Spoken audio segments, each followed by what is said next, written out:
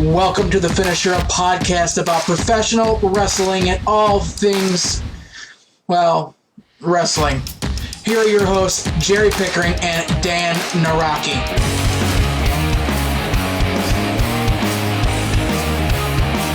Hey, we're live. Hey, look at that. We figured out some new music and stuff. I think that should have worked. Let's hope that worked. And if that worked, Yeah. that's pretty sweet. And if it didn't work, well, I'm just going to edit this all out and post anyway. So, by the way, who's that jackal you got to do our new intro? I have no idea, but we need to find someone else because he is crap. As they would say, that was the shit. That's right. Well, welcome. Hey, this is actually kind of cool. It's a Saturday finisher for the first time in a very long time. Yeah. And we're not sharing studio space on Saturdays anymore, so we don't have to kick anybody out. Exactly. We don't have to wait for some ragtime music to stop playing to get in to do it. Well, I mean, not necessarily. It would be odd if I had to kick myself out of my apartment. That would be, or kick myself out of here as well. You kick yourself out of your back room there. Yes. Out of my office. Palatial studios at Shea Jerry. Yeah, it's a great studio. It's great, yeah. Good background there. Good background. You like that? Yeah, good. I like that stuff there. Got the bootios there. Get the bootios down there. Plenty of New Day represented. That's and of course, right. Ghostbusters up top. I'm a huge Ghostbusters fan. I'm a nerd. You got to mark out for the Stay Puft Marshmallow. Oh, heck yeah. But welcome to The Finisher. Like I said, it's a podcast about professional wrestling, all things wrestling, WWE, AEW, well, that's it. Maybe some indies. Okay, I'm here, so it's not going to be it, but for the time being, that's it. Because that's all that's running right now. That's all we really got. I mean, plus, I can't watch Impact because I don't get the channel, but I did find out they're now streaming it on Twitch. They're still a thing. Okay, sure. They're somewhat still a thing, I guess. At some point they'll become relevant, or something will happen and it'll become relevant, and we can talk about it again. But until possibly. Then, But make sure you follow us on Facebook, facebook.com/thefinisherpodcast. Right down at the bottom, you can see the link for it. If you're watching this, then you've already found us. Congratulations. You're one of the cool ones. Give us a like. Give it a thumbs up. Talk to us here. We don't bite hard. And, oh, no, do not start a scheduled scan. Oh, my God. That has sucked. My laptop was going to rebel against us. That's great. You know what? This is the beauty of live radio.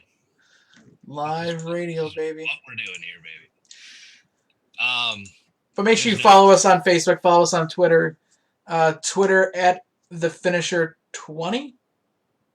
Yes. We'll verify. If we're wrong, I'll put that in the comments. But you know what? You can get all these links. Find us on all of our social. Find us wherever we're on podcasts as of right now. You can go to thefinisherpodcast.com and click where to find us. And there's every link. You just click it, follow it, subscribe, like. Just enjoy us. However you want to take that. Yeah, there's a funny response to that. I just couldn't get the bat off my shoulder. Which is apparently, it's been a thing. Anyway. So yeah, finisherpodcast.com. You can find us all in there. Blog posts. Dan's doing a great job with some of the blog posts. I got to start doing some at some point here. And all of our top fives are going to be up on there as well. Dan's writing those up and including all that there as well. Yes, because later on today, our lists. I don't know about videos. I'll have to figure out how I want to do that yet. But of course, we have a unique top 5 this week of our favorite of the best wrestling factions of all time. So the list will be up there alongside this year's show when it finally hits the various podcasting outlets. Yes, and YouTube. And to YouTubes. And I forgot we can do the YouTubes. I should probably put the show there, because it's also a much easier coding job for me if I just put a YouTube link in than trying to do everything else that I've been trying to do. Exactly. Long story short, WordPress and I had some very angry words the other night as I was working on something for another site, and there was a lot of words, and I'm afraid I may have woken up a neighbor with my was having issues with WordPress as well, and it was really annoying me. And I was like, you know what? There's got to be an easier way for this crap. There is, and they've built it in. It doesn't always work, but they have it. Oh, well, you'll have to let me know what I'll you're going figure that through. out. But it took me, which it's just weird because, and this has nothing to do with anything, but we're here, so screw it. But it's one of the most intuitive web design things I've ever used. And it's also one of the most frustrating web design things I've ever used. I'm like, just let me write the code myself, and it'll be done, and I'll do it. Nope. Yeah. So let's start off. Yeah, there's no easy way to start off to bring this up. There's no easy way to transition into this. The wrestling community lost a great guy recently. Yeah, earlier this week, I guess it was finally made official. The story started over the weekend as it broke out from California, but everything finally became official this week. Our worst fears realized as the body of former WWE superstar Chad Gaspard was washed ashore in Southern California. If you hadn't heard the story last week, um, he and his son, 10-year-old son, Yes, pulled his out 10-year-old son. to sea by the riptide, and rescuers went after them. He sent them after his son. They were able to rescue his son. Um, Unfortunately, he got hit by a wave and then wasn't seen again until his body washed up on shore several days later. His last words, at least what anyone was able to hear, was "Save my son first."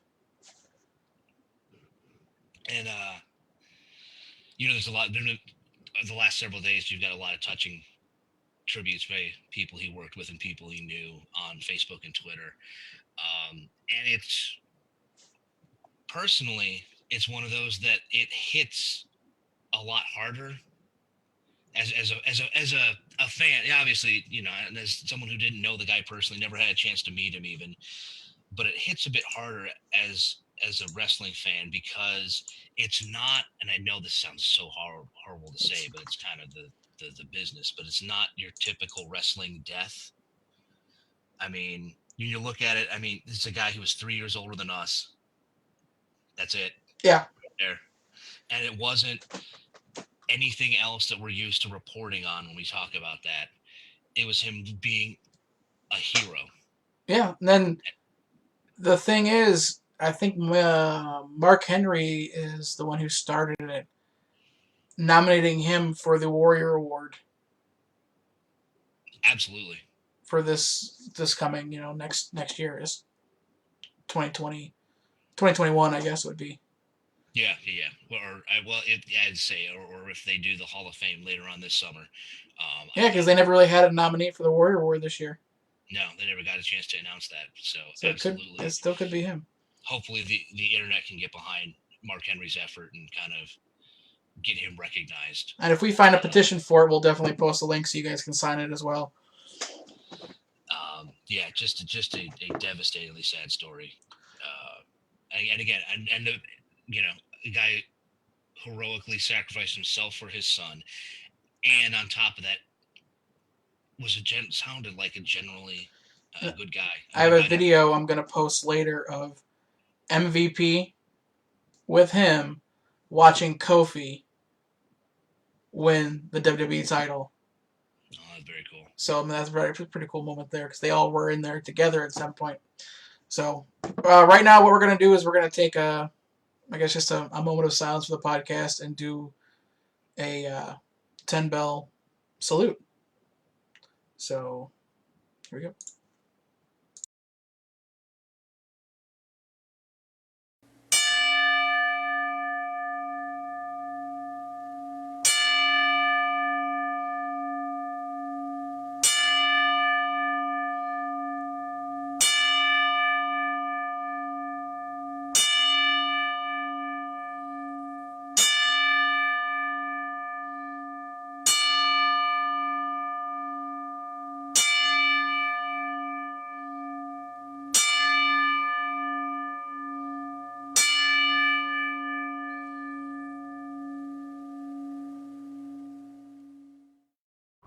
Yo, yo, yo, yo! Chad Gaspard and JTG, it's crime time! Brooklyn, Brooklyn.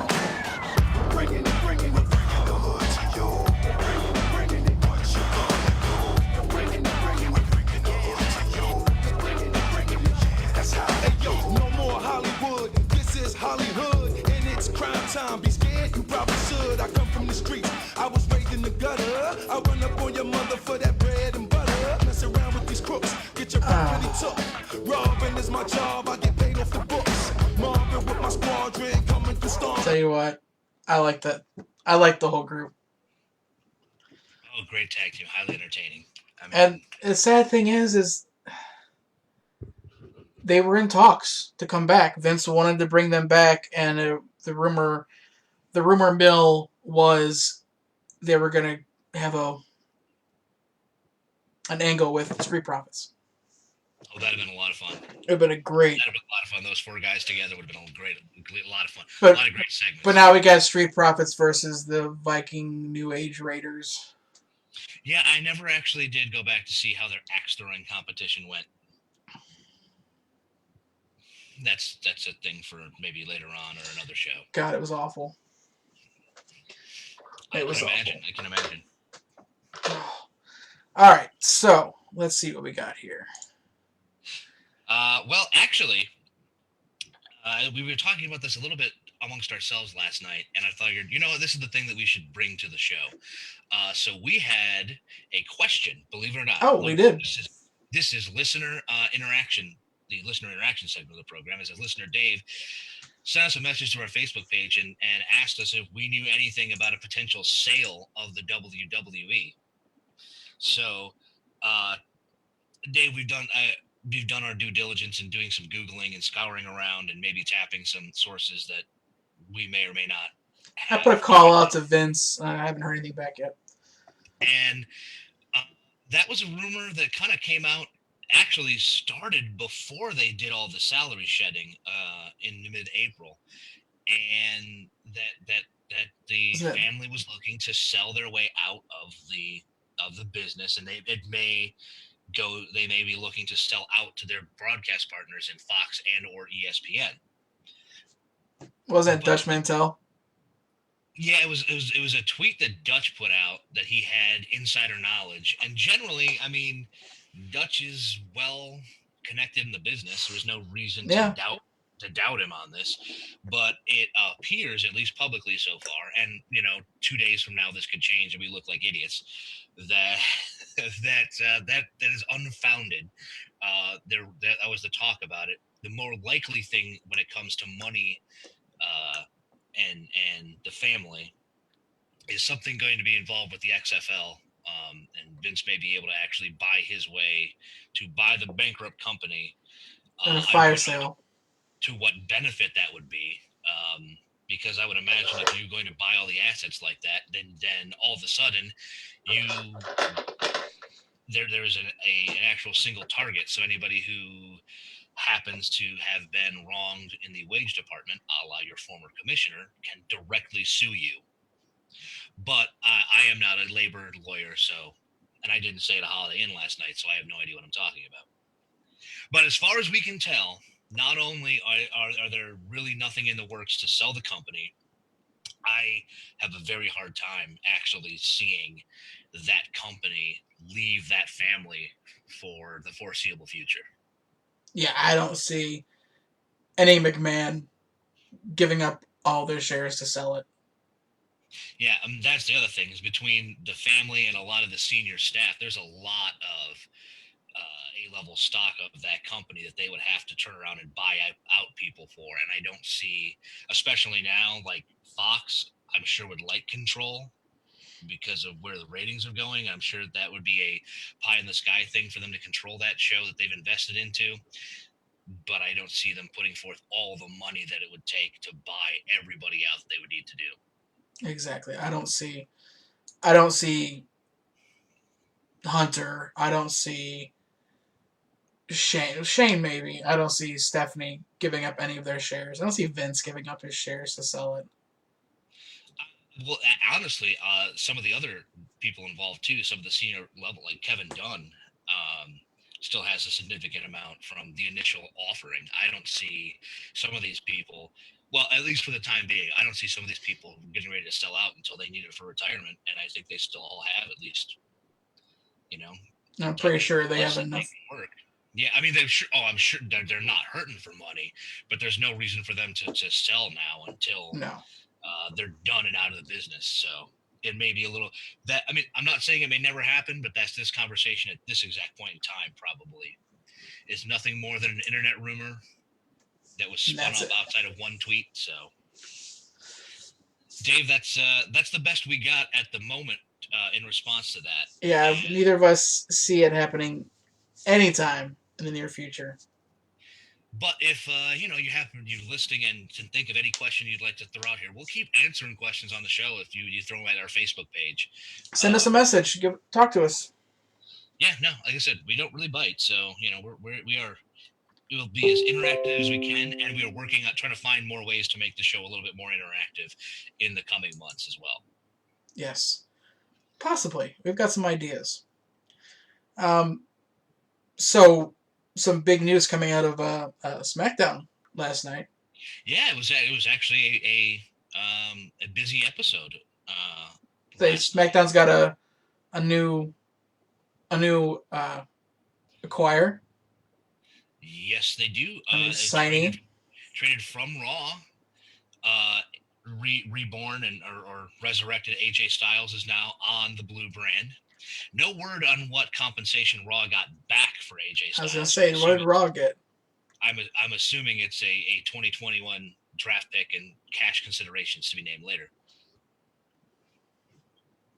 Since now back in the day not too long ago, they had this where so many people could go over from SmackDown to Raw and whatnot.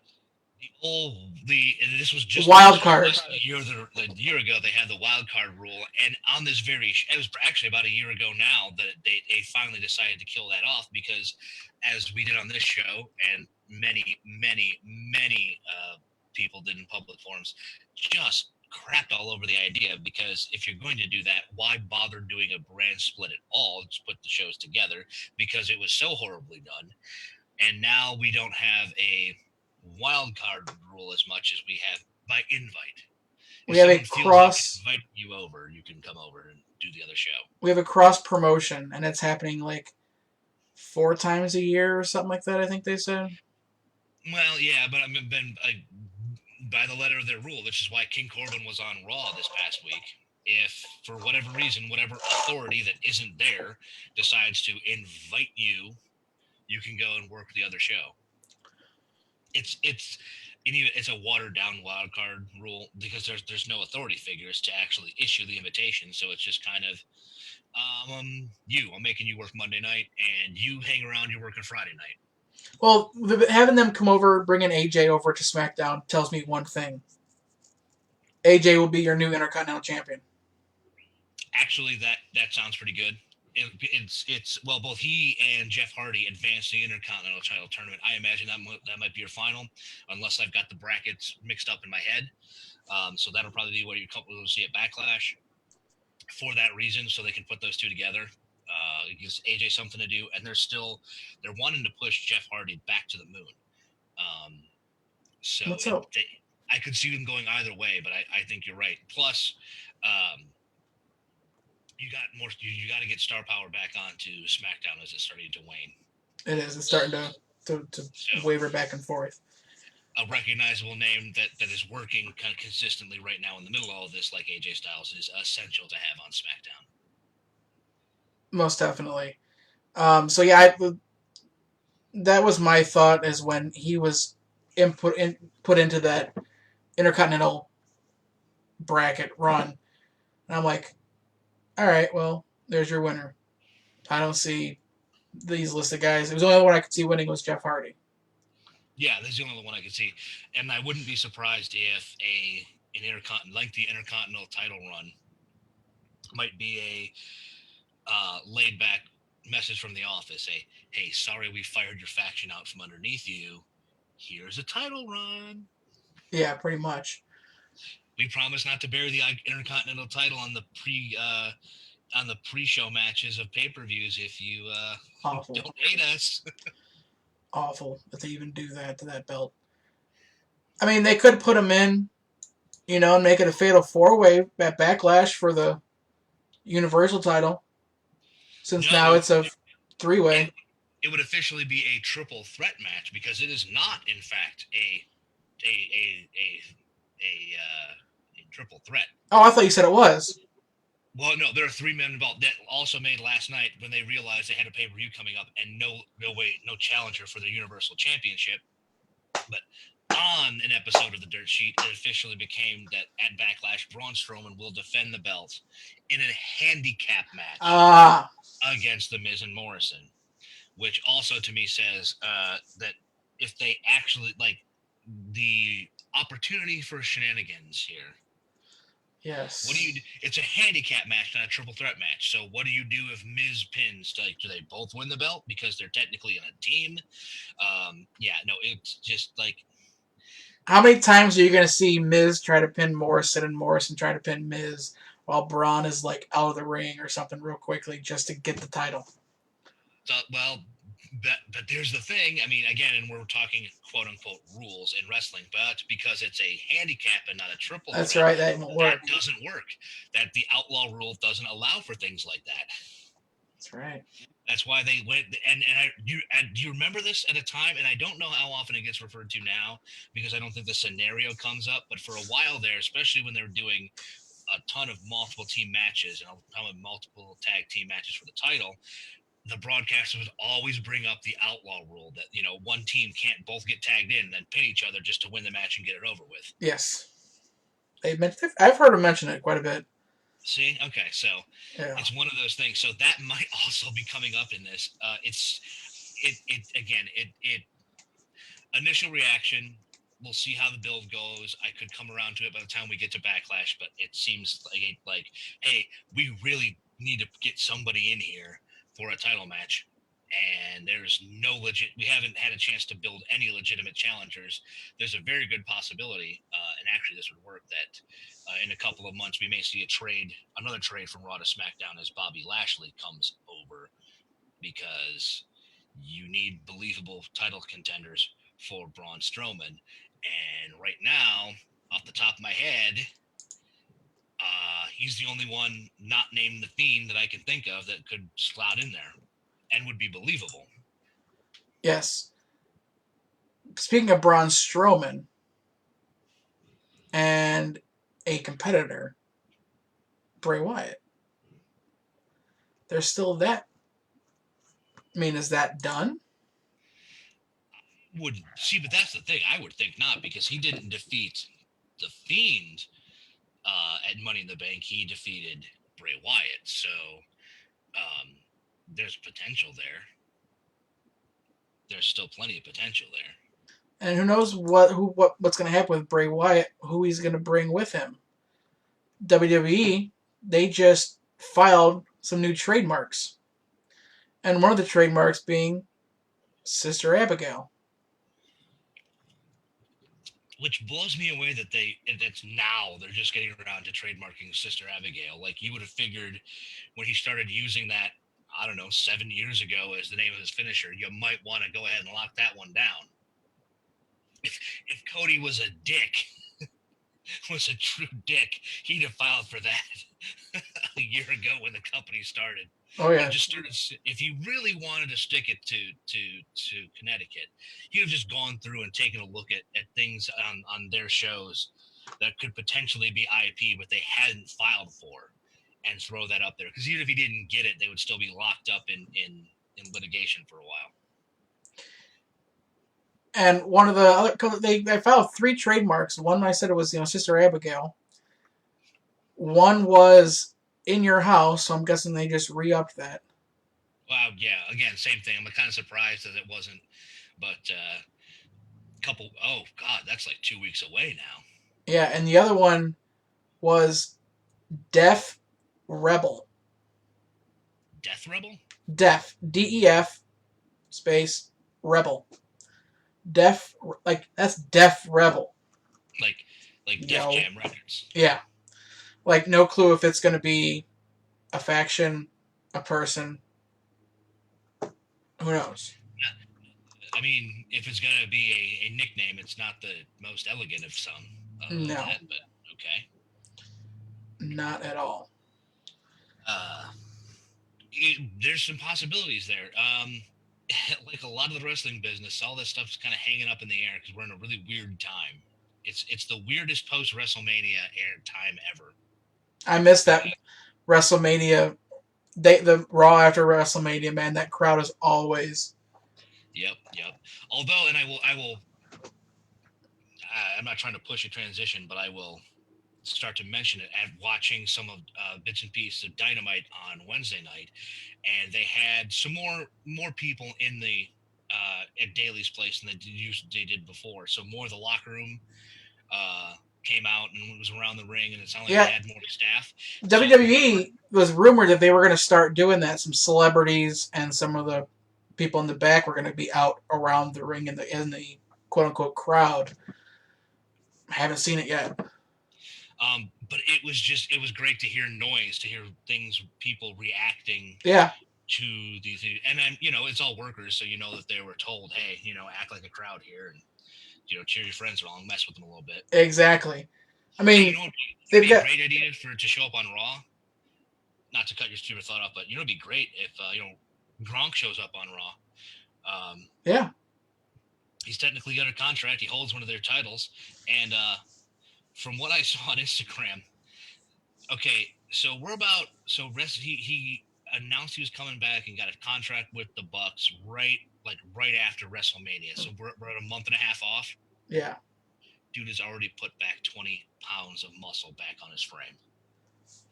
Dude's a beast. So if you're playing fantasy football, Rob Gronkowski may be a tremendous late round pickup in the tight end category. Definitely. Don't overpay. I will never. I made that mistake not only of taking him in the first round, but taking him as a keeper pick, and it happened to be the one of the his bad elbow years. So I mean, you're talking about people to put in the crowd. I mean, let's get some legends in there.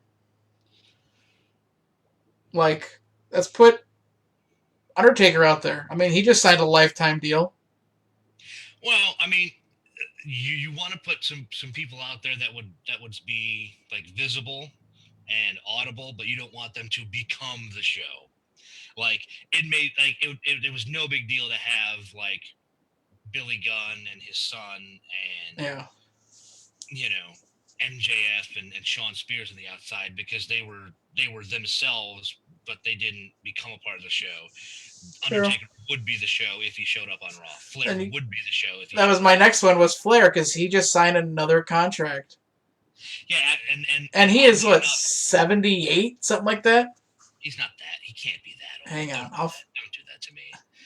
But it was interesting because it was one of those stories that came out at the beginning of the week that he was done, that his career, like he hadn't decided not to re-up, or they decided not to re-up and hit him, and that would be the dumbest thing ever, honestly, especially in this burgeoning war. Just so you know, I think the mic you're using is the one on your headset, not your one in front of you.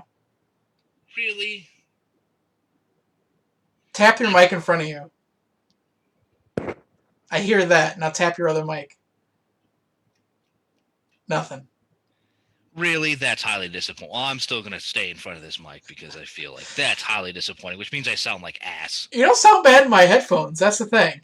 Well, let's hope that continues. Because the last time we did this, I sounded like I did the entire show through a drive-through speaker. It sounds fine in my headphones. So Ric Flair, he's 71. 70. Okay, that makes more sense. He's younger than my father. I mean, he looks worse than my father. Well, okay, but Ric Flair has lived more lives than you, me, your dad, my dad, everyone in this apartment complex's dad's lives combined. Oh, that's so true. So, unfortunately, there was always the long-running joke about Flair and his longevity and the whole, the Jews were actually released from Egypt because Ric Flair got the Pharaoh to submit in the figure 4, and that's why the Jews were allowed to to leave That's- slavery in Egypt. It's a possibility.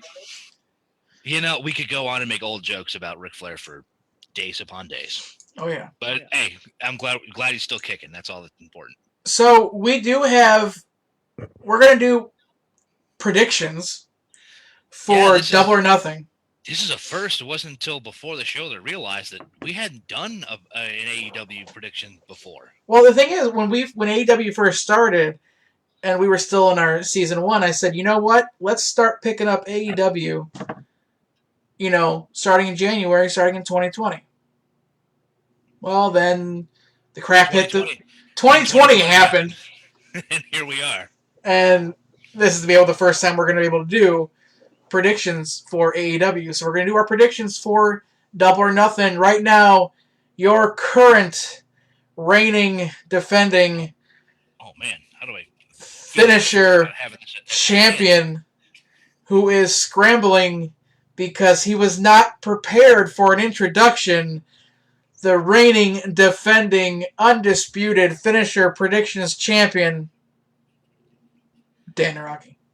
You know, screw you. I at least had the top 5 cup ready to go, so I was halfway there.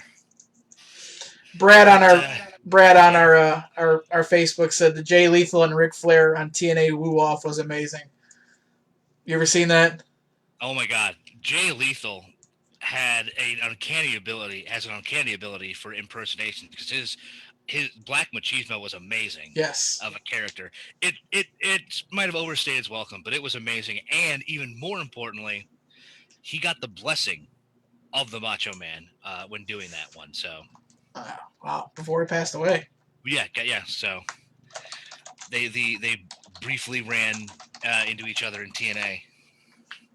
So there's that over there. So yeah, no, it hit me that we had never done this, and really, and if I feel like I might, and we may, we're not for sure if we're going to be able to do it or not.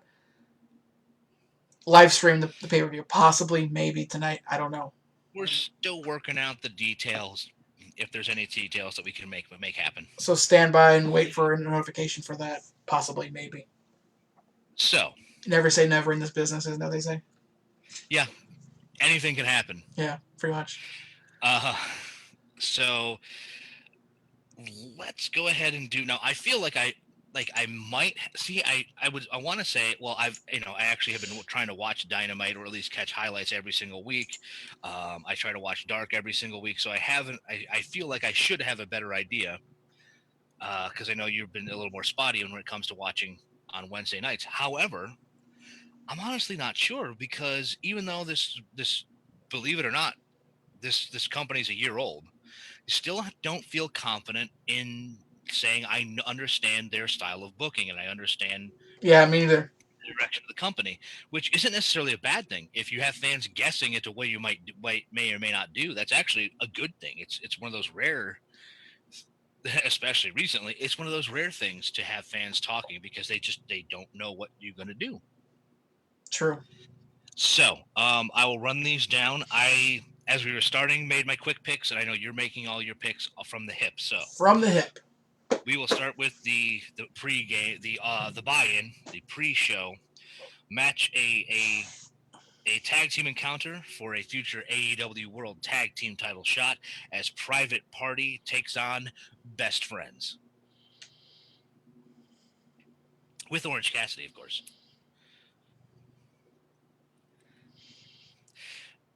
And I'm going Best Friends. I was just say, especially with the way that they actually have been getting, like, out of nowhere, that tag team is finally getting the recognition that it deserves for, God, how long they seem like they've been together now for almost a decade, ever since Trent got released. I hate that at the time, Private Party seems to be being the tag team that gets jobbed out, because they also, like the Street Profits, have a really fun gimmick, but unfortunately, I don't think this is there. I think they get Best Friends get a push, and then we can actually have a program for the tag team champions, who we'll talk about a little later on as we get into our co-main events. You're taking Best Friends as well? So I'm taking Best Friends as well. All right. Up what might be an opener and might be a damn good match. Dustin Rhodes will take on Perfection himself, Shawn Spears, with Tully Blanchard. Another guy who, good Lord, did he come in and have so much clout and then just kind of got lost in the shuffle and has been living in the dark main events for a while. And this has the possibility of being like that old school match of the night kind of thing. I'm conflicted on who I want to take on this. Again, you love Dustin, especially now in his veteran role here with the company. But I gotta go with Shawn. The 10, the perfect 10. Yeah, Shawn Spears. Because I'm like, Shawn Spears beat Cody, didn't he? No, he got beat in the. Cody beat him to move on in the TNT tournament. Oh, okay. First round.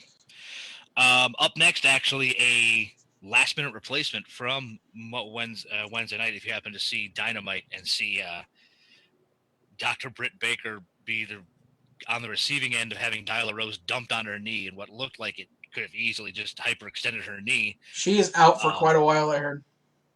Oh man, that's because she was becoming like the top female heel, but then again, they really don't have any female faces, so maybe she comes back. They push her as a face when she comes back, hopefully. Possibly. She was originally set to face off with Chris Statlander. Taking her place will be the bad girl, Penelope Ford.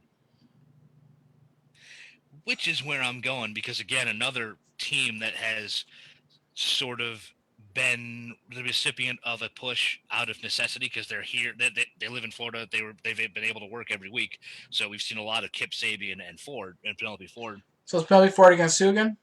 Chris Statlander, the former number one contender to the women's championship. But I think they're gonna. I think you're gonna see Ford start to get pushed up the ranks and eventually into that title slot. You're going Penelope. I'm going Chris. Okay. Going Penelope. I'm going bad girl. You're going with the alien. Alrighty. So it's one of us there. It's one separate there. Whatever. Up next in the singles match, the Salt of the Earth returns as MJF takes on Jungle Boy. I'm going MJF. Yeah, that's not a question you need to get. I mean, honestly, I'm friends with him on Facebook, so we're talking about it. But more importantly, he's better than you. Yeah, and you know it. We came to agree to disagree on that one. No, there's no disagreement there. Here's the only one that was not ready to pick right off the bat. So I'll be also making a pick off my heels here in the casino ladder match for a future AEW World Title shot. Boy, that sounds familiar, doesn't it?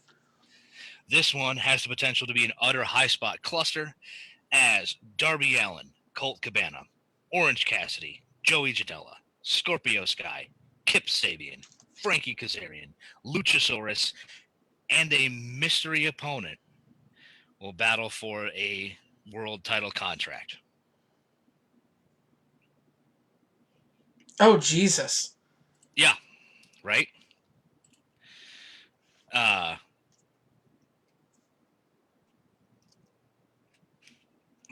I do not have any kind of possible inclination as to who the mystery participant may be. How many opponents are there? 1, 2, 3, 4, 5, 6, 7, 8, 9. It's a 9-man ladder match.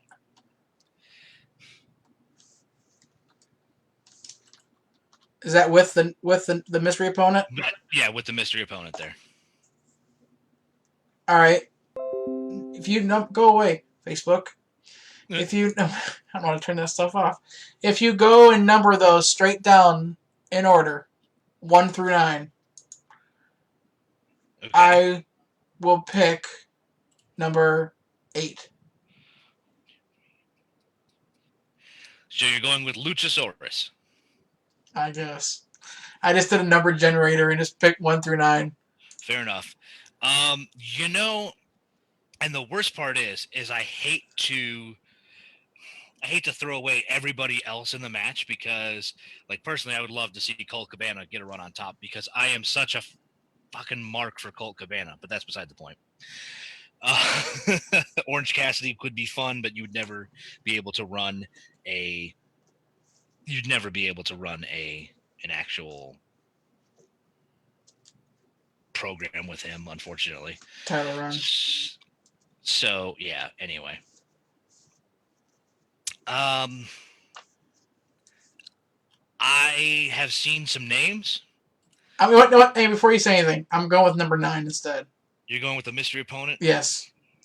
I would say I have seen some names, but here's the actual fact: is that it for the vast majority of guys who are former WWE, it's way too soon for them before they're released. So we're gonna have to think of guys that weren't working within the company. And based off even the rumored names I've got, I hate to crap on the rest of the roster, but I'm going to go with that mystery opponent as well. I'm not going to tell you who I think it's going to be. Now, I'm not going to tell you who I think it's going to be, but if it's the guy who was just released, who just faced Daniel Bryan, we talked about. Gulak. He does that. His contract did expire, and because his contract expired, there's no compete. So technically, he could show up. He could show up, but I haven't seen anything on the radar. Again, there could be some subterfuge involved, but if one is to believe some of the other theories, I believe that whoever this is, the guy debuting tonight is the guy I think it may be, he will definitely make a hell of an impact on this match. Ooh, is that a key word there? Impact? Is it a keyword? Do you want to read into that? No. Who'd you have, MJF? Yeah, at MJF. Okay. We're not done yet. We still have a few more matches to go. I know, that's fine. I couldn't remember. I didn't write it down. That's okay. I'm trying. I've got it circled. You're in red here, boss. I'm ready to go on this. In a no disqualification, no count out war for the AEW Women's title, Nyla Rose defends against Akira Shida, who apparently has had the champ's number the last couple of weeks. Do they pull the trigger and make the title switch here, Jerry? Yes. You're going with Shida? Yes. I'm gonna take a Shida. Okay. Boo this man, by the way. And I will disagree.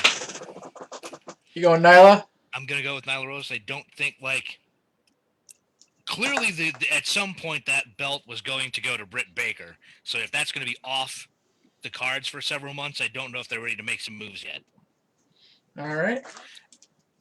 In the first ever Stadium Stampede match that will take place all over TIAA Bank Stadium next door, the home of the NFL's Jacksonville Jaguars, Matt Hardy and the Elite of the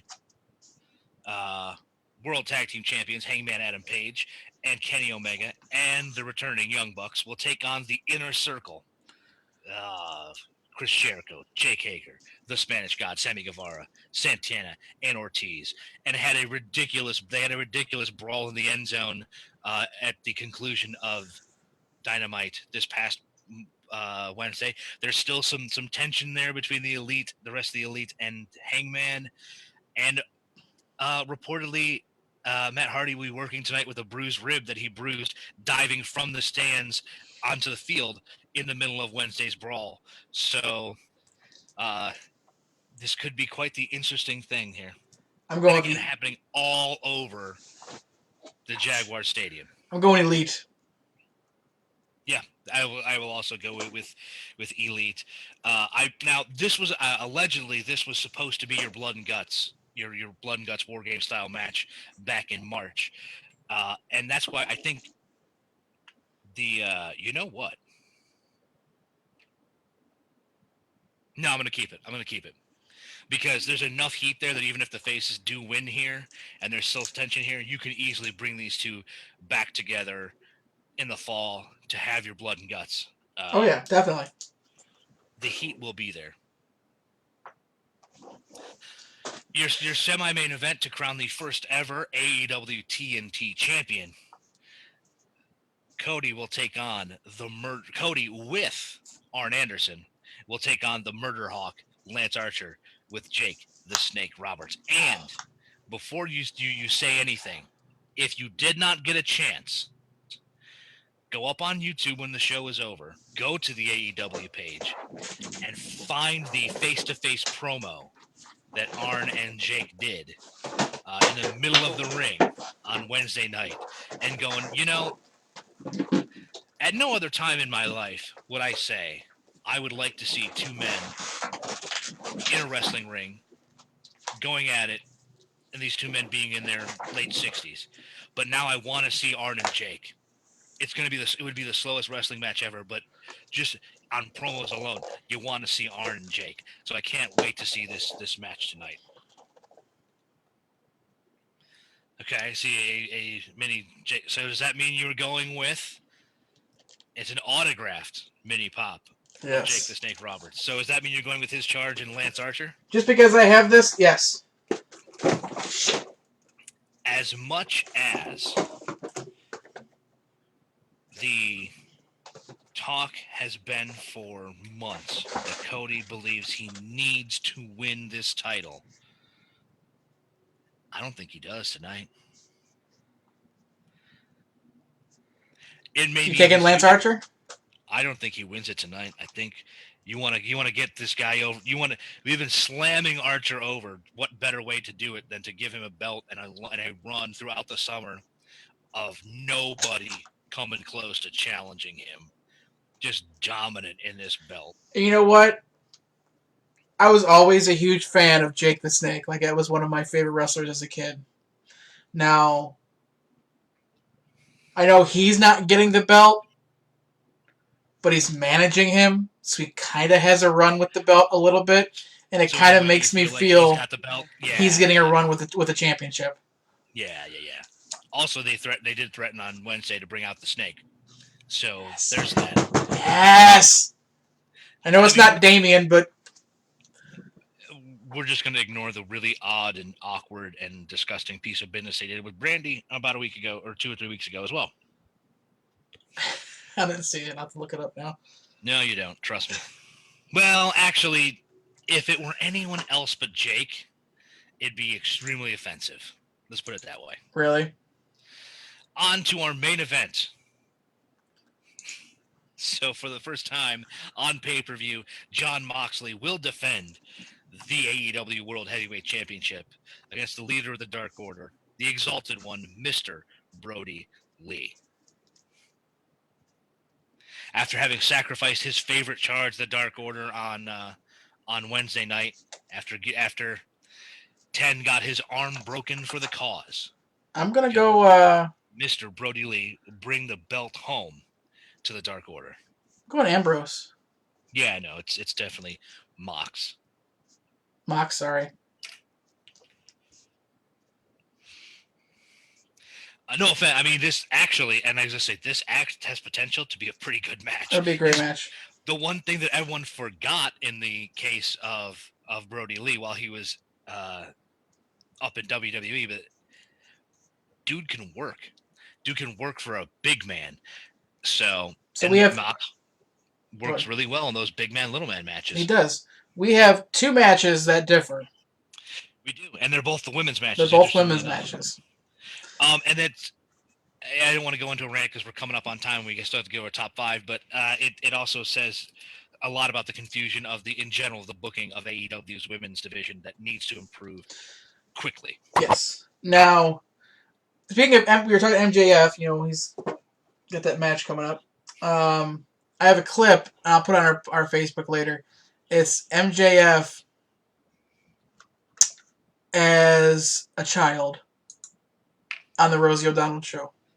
Oh my God! Yeah. Singing a song. How is Jungle Boy not using this? I'm gonna be a singer and a wrestler. There is nobody in professional wrestling today that can hold on. Dang we'll get it later. I'll post it later. I was going to try to play a clip of him singing real quick, but it's a mixed up. No, we'll get it later.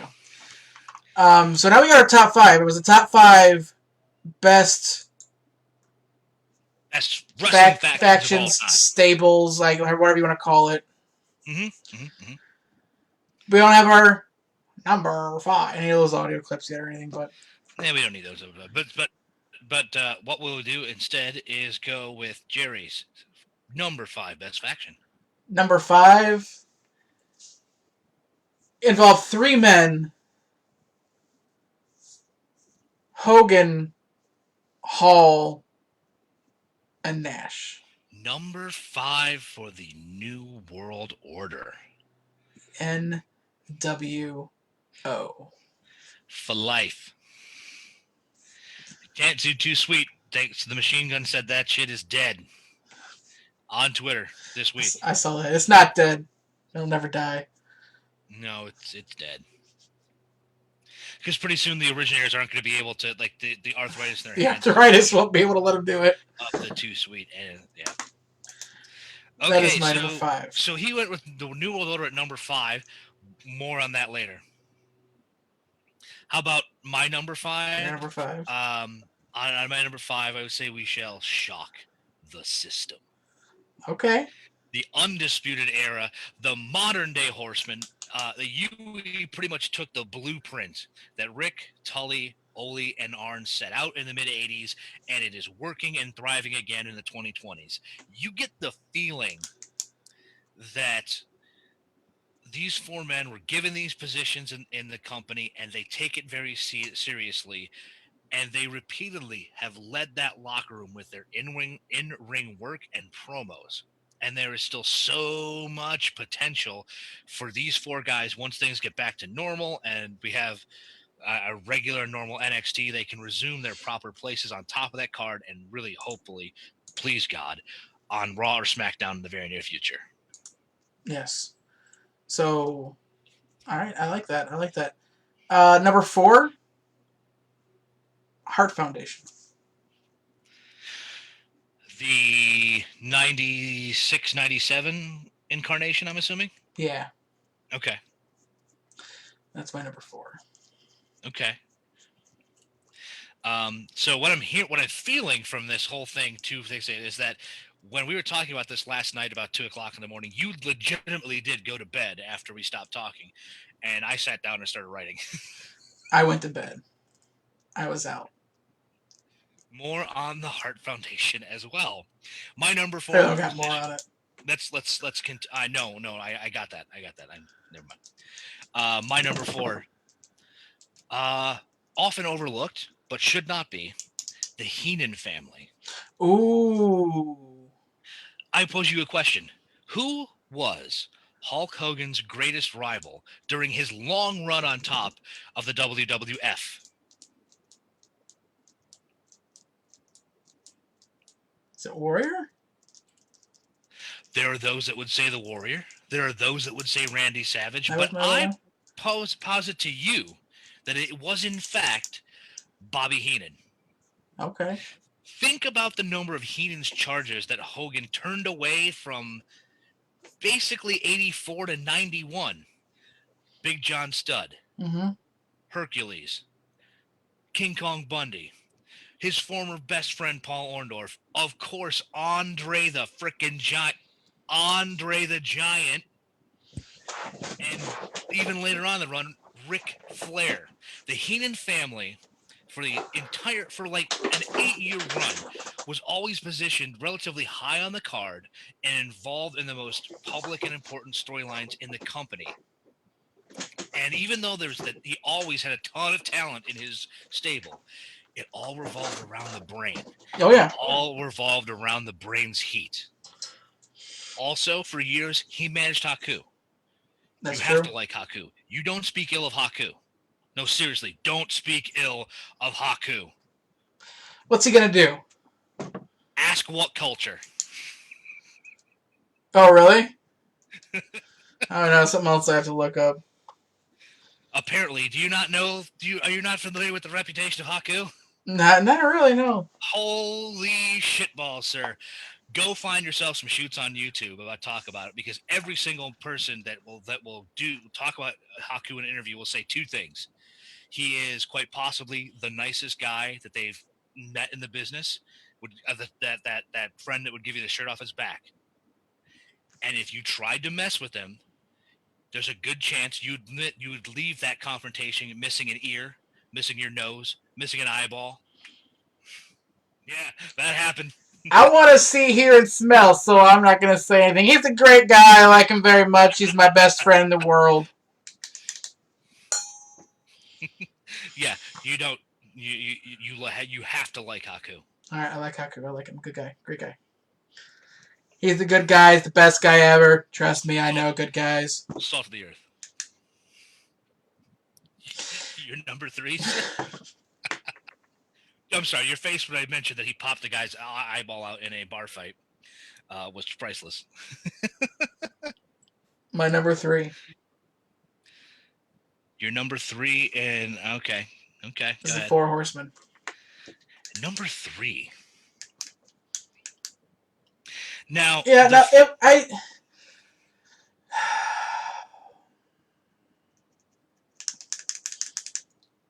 I may have put these in the wrong order. These two. Well, determine that when I finish, and then I will give you a chance before I make this a blog post for you to resend me the list. How's that? All right. Okay. Go ahead. Number 3. The original D-Generation X. I think it's pretty safe to say that the original run of this group from It's the greatest ever. End of 96 into 97 to 1999, because even at that post-Shawn period was still really hot. And that's the time that I'd like to remember. Because you had that heel reboot with the authority of Triple H in 2001 that turned out not to mean much. And then that late 2000s Triple H Shawn Michaels rehatch that had some funny skits, some god-awful skits, and then buried things like the Spirit Squad. But we're riding exclusively on nostalgia. It's like their impact, as hard as they were pushed, was minimal. Still enjoyable to watch. The original DX, Little People's Court, really? Fucking really? So bad. That's why I got good. out. That's why I got. That is one of those reasons. It's it was so bad, it was good. It's like watching horrible shows like Honey Boo Boo. It's so mind-numbing bad that it's like. Yeah, I don't watch. I don't stuff that. Or movies like Killer Clowns from Outer Space. It's so bad, it's good. See, and I can make that argument because, I grew up as a child of Mystery Science Theater. I grew up watching the worst of the worst when it comes to movies, and there's something to be said for that. But, in an attempt to be so bad it's good, when that's what you're going for, you will never get there. Never get there. Gotcha. But bringing a new edge to that product in 1996, they were the clearest example. Like, you want the compass of the Attitude Era, it was DX. The cool bad guys who said they weren't said what they weren't supposed to, did what they weren't supposed to, and took all the pills they shouldn't have. If the NWO were the slick biker gang of wrestling, if they were the Hells Angels, DX were Guns N' Roses, with all of the debauched implications that comparison comes with. True. So we're at number 2. Where's my list? You're number 2. My number 2, which should have been, I think, the Four Horsemen, but the Shield. Instead. Okay. When they first made their debut, just destroying everything and just being just a powerhouse group. One of my favorite staples, factions, what are you going to call it? What were you saying? I wrestled quite a bit with putting them on the list. Obviously, in their position here, I would say it would have fallen into honorable mention, but I decided I couldn't quite because legitimately I missed most of the Shield's run. So I have a differing opinion of them. It is what it is because I just wasn't there. Gotcha. Just like I can see a lot of pushback on the Heenan family. If you weren't really there or haven't been a history buff, I can see how you could, just skip over them. Yep. However, Number 2 for me, it seems more appropriate to where they should be slotted for, is the new world order. I can also see how people seeing this would have a major problem with these guys not being number 1. I mean, they really did revolutionize the business at its hottest period, riding the wave of the biggest heel turn in the history of wrestling. Sorry, Hogan's was. They made it cool to Oh, yeah. watch wrestling again. Heck yeah. It was that thing in middle school that everyone was talking about because you were watching, you wanted to see what was next with the NWO. They were that driving force behind the last company that legitimately challenged the WWE monolith. We're still out on AEW right now. There are documentaries worth of reasons that the NWO were the best. I only put it at number 2 because their inability to remain a force for more than just that first year or so, and then it got diluted and bastardized and turned into a parody of itself just as quickly. Then the idea was pretty much almost sort of kind of absolutely blatantly stolen outright from New Japan. But that's neither here nor there. Who am I to criticize Eazy-E? Who am I? Who knows? That's your number 2? That's my number 2. My number 1 was your number 3. Are you ready? Yep, I know. I got you. My number 1 was D-Generation X. Like you said, the original. All right. Well, I as I said, put some more thought into it. So I have some honorable mentions. Okay. We'll go with the Hart Foundation, as you had on Number 4. your number 4. The Anti-DX, who rode that wave of Bret Hart's unlikely heel turn. Perfect foils for the anti-establishment D-Generation X. I also had the Corporation. The Corporation, not the corporate ministry. The Corporation, just the Corporation. An entire faction brought together to support the biggest heel of all time in Mr. McMahon. Some history. The Dangerous Alliance, back from the early 90s. Paul Heyman's original managerial masterpiece.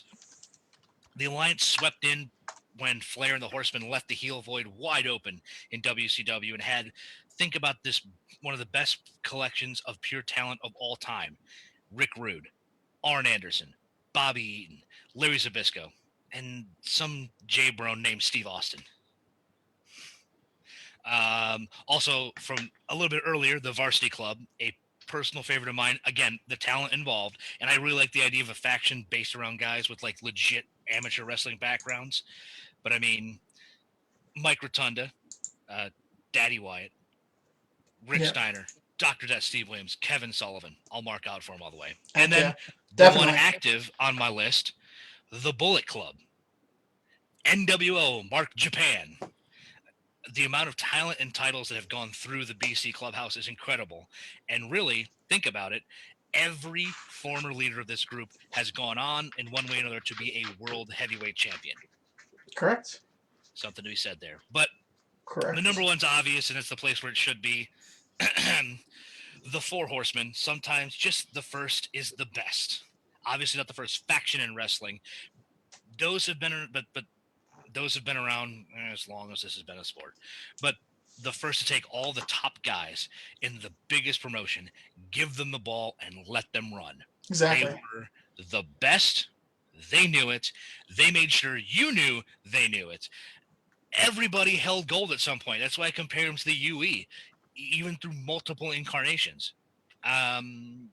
Ignore some odd turns in the early 90s, but they still managed to stay both true to the original idea of the group, even as members changed and a new generation took over, and stay relevant all the way up to the early days of the NWO, which was not an easy feat to be a heel faction against the NWO in that time. Every heel faction since the mid-'80s has followed in the footsteps of the Horsemen. Most definitely, you are correct in that statement. Don't you rush me when I have a script. Oh, you have more? No, I was reading. I had a script. God damn it. Oh my God, you've got issues, my friend. I wanted to put together when you said we do the top fives, I try to put together something ahead of time so I don't stumble all over myself, because I would have on all of that if I hadn't. Like I do every day. Apparently, we got to hurry up and get out of here. Yeah, we're gonna pull We're the gonna top get way back 5. time. So let's pull the top 5, and I want to end it with one other thing. So our top 5 next week, likely next Saturday morning, because this is actually got to work out pretty well for us. Yeah. Ooh, this should be fun for me, and you might have to do some research. Oh shoot. Next week, we'll present our top 5 favorite ECW matches, not ECWWE. ECW. ECW matches, real, honest Paul's actual ECW. So go ahead and come on our Facebook page and post what your top 5 factions were and your top 5. Tell Jerry how wrong he was to put the Horsemen at number 5. I didn't put them at number 5. Yeah, you did. The first thing you held up was what was it, 3? Whatever. The NWO was number 5. I'm sorry. Yeah. Kiss my ass. Let us know your top 5 factions, and our top 5 next week. Was it the top 5 best ECW matches? Favorite ECW matches. Favorite ECW matches. Let us know yours. But one quick, I wanted to end it on May 23rd, today, 1999. And something happened. And I was trying to play an intro, but it's playing a commercial. So we're just going to bypass this real quickly and skip the ad.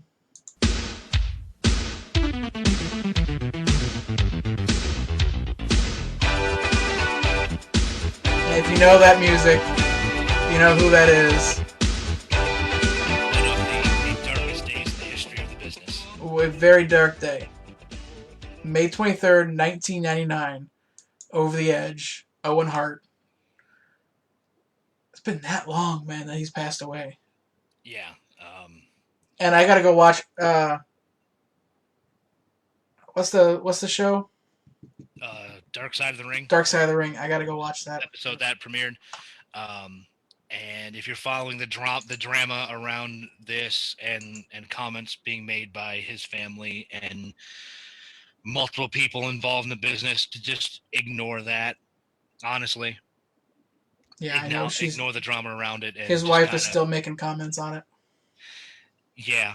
I think, honestly, as a fan, I think it's best if we to focus on Owen and the incredible talent and person he was, and not everything that has unfortunately started to define his legacy in the last 21 years. Yeah. So just a little thought on that, as it is, I guess, anniversary is today. So I know we're ending on a little somber note, but we will be back. Maybe we'll be back later on today for the AEW pay-per-view. Who knows? We'll see what happens. If not, we're going to see you guys right here next week around 11:30 next Saturday for the next episode of the Finisher Podcast. And we will see you guys next week. See ya.